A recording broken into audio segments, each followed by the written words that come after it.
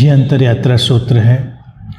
अंतर यात्रा है सत्य और असत्य के भेद को जानना। इस बात को हम प्रायः सुनते हैं, लेकिन हम इसकी गहराई में नहीं उतरते।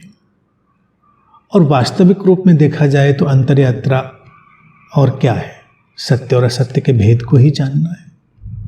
अब सत्य क्या है और असत्य क्या है, हमको इसकी पड़ताल करनी पड़ेगी, इसकी खोज करनी पड़ेगी। सीधे सरल शब्दों में अगर इसको हम देखें, सत्य वही है, जो शाश्वत है, जो रहता है। और असत्य क्या है? जो नहीं है लेकिन होने का आभास देता है। आभासी दुनिया जो है वो असत्य है, यानी कि वो परिवर्तनशील है, मिट रहा है, लेकिन वो एहसास देता है होने का। वो है नहीं, लेकिन भ्रम होता है उसके होने का।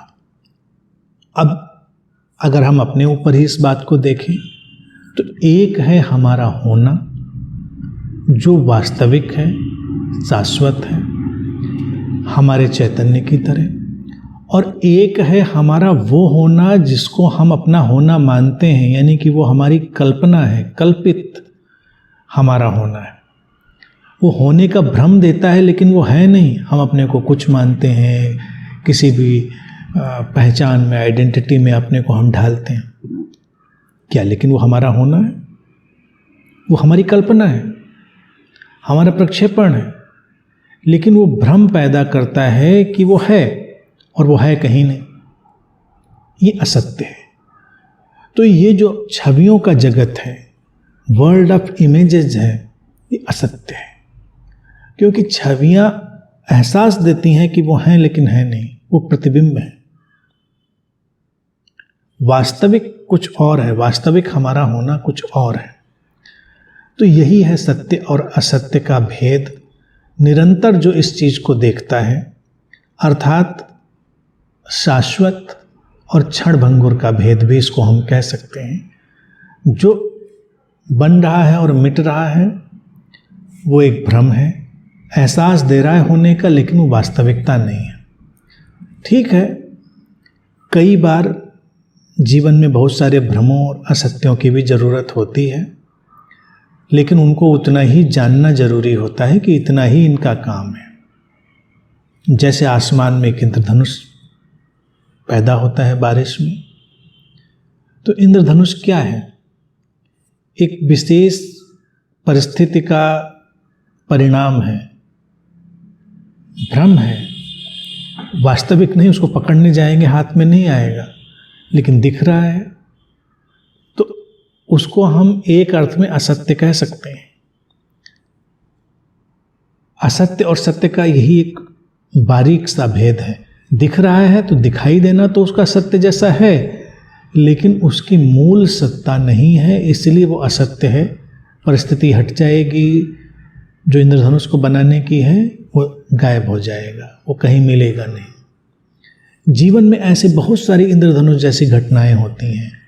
व्यक्ति के सुख दुख, व्यक्ति की तमाम भावनात्मक जो परिस्थितियां हैं, वो सब इस इंद्रधनुष जैसी ही होती हैं। लगता था कि हाँ हैं, और खो गई, क्योंकि परिस्थिति हटी और चीज़ गई। लेकिन जो सत्य है वो रहता है, वो कभी जाता नहीं, वो मूल है, वास्तविक है। अंतर्यात्री हमेशा उस मूल से, उस वास्तविक से संयुक्त होकर जीता है, और चूंकि वो उससे संयुक्त होकर जीता है तो जो होने के भ्रम पैदा होते हैं उनसे वो उलझता नहीं, उनसे उलझने की कोई ज़रूरत नहीं। जैसे हम धूप में निकलें, हमारी छाया बने, प्रकाश में छाया बने। अब वो प्रकाश या वो धूप कैसे हम हमारे ऊपर गिर रही है, उससे वो छाया छोटी बड़ी कैसी भी हो सकती है। तो हम जानते हैं कि ये छाया है, एक परिस्थिति के कारण है, लेकिन वो असत्य है। वास्तविक तो प्रकाश है, वास्तविक तो हमारा ये शरीर है जिसके संयोग से ये बन रहा है। ये एक उदाहरण वास्तविक का, कोई उदाहरण एब्सोल्यूट नहीं होता, परिपूर्ण नहीं होता।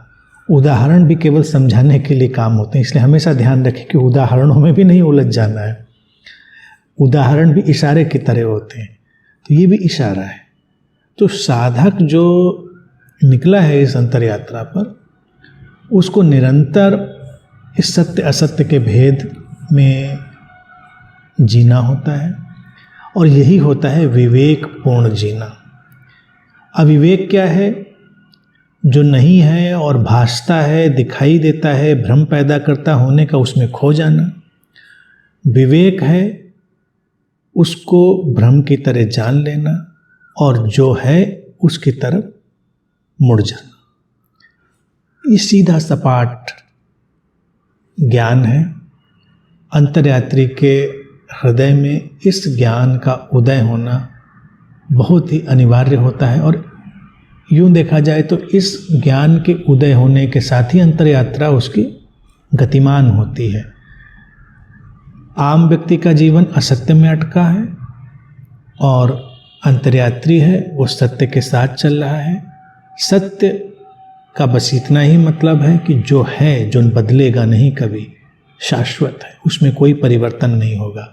असत्य वो सब कुछ है जो परिवर्तित होता रहेगा, कभी टिकेगा नहीं, और उससे हम किसी छवि को जोड़कर एक काल्पनिक संसार की रचना करेंगे, और हर कल्पना, हर काल्पनिक संसार देर सवेर विदा हो जाता है। बस इस भेद को जानते हुए जीना, सहजता से जीना, वही अंतर्यात्रा है।